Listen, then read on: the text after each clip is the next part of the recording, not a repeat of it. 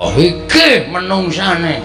Dadi sing marahi Sindara Werkudara marah besar iki.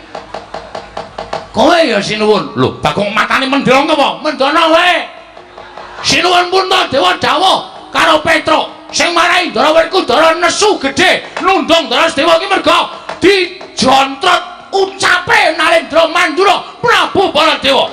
Nek ngono iki tok sumbering perkara ya ming nata Mandura. Lho piye ngomong apa saiki kowe? Sing dadi tok sumbering perkara iki meng kowe.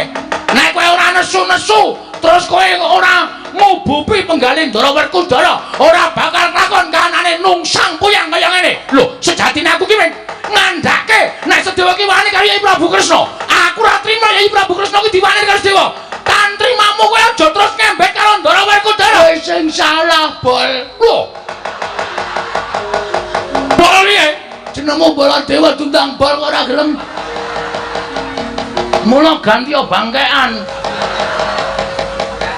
Edian, Bagong malah saya wani karo Baladewa. Lah kok tadi kowe ngucap nek nganti bapakmu ora ono perkara Pandhawa ora tekan Karang Kadempel. Terus entuk salahke aku dasarmu apa? Ha kowe sing marahi Ndara Werkudara nesu. Ha ta? Sing marahi Ndara Werkudara nesu ki sampean. Nek sampean ora netangi kamurkane Ndara Werkudara tangeh nundung adine. Iki perkarane dadi rame lho.